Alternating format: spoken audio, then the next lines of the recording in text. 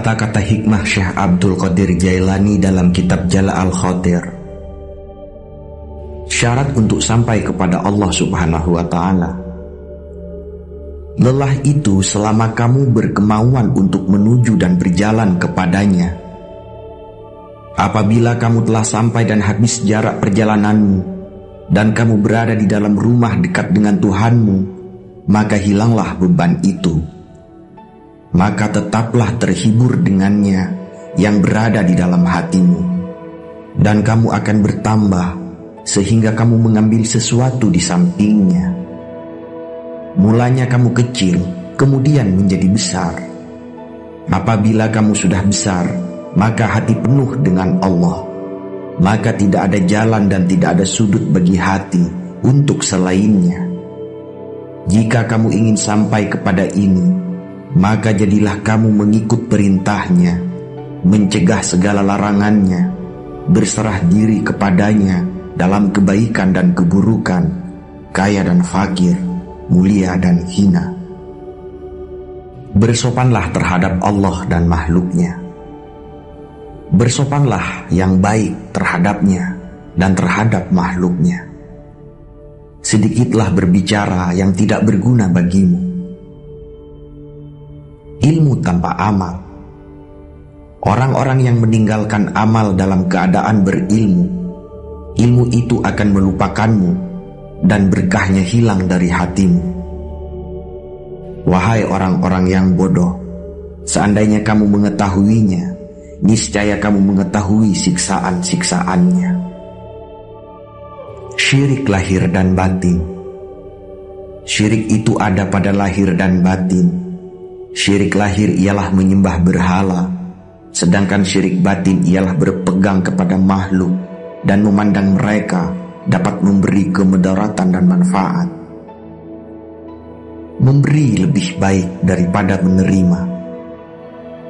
Wahai anak, janganlah kamu menuntut sesuatu kepada seseorang, dan jika kamu mampu untuk memberi dan tidak mengambil, maka lakukanlah. Kamu melayani dan kamu tidak minta dilayani oleh orang lain, maka lakukanlah. Gunakan waktu tersisa untuk akhiratmu. Jadikanlah akhiratmu itu sebagai modalmu, dan jadikan dunia itu sebagai keuntunganmu. Gunakanlah seluruh waktumu untuk menghasilkan akhiratmu. Lalu apabila dari waktu itu ada sedikit yang tersisa, maka gunakanlah untuk berusaha dalam urusan duniawimu dan mencari penghidupanmu. Nasihati diri sendiri sebelum menasihati orang lain. Nasihatilah dirimu terlebih dahulu, barulah kemudian menasihati orang lain. Kamu harus lebih memperhatikan nasib dirimu. Janganlah kamu menoleh pada orang lain, sedangkan dalam dirimu masih ada sesuatu yang harus diperbaiki. Jangan takut dan berharap kepada makhluk. Jangan kamu takut kepada makhluk, dan janganlah kamu berharap kepada mereka, karena hal itu menunjukkan betapa lemahnya imanmu.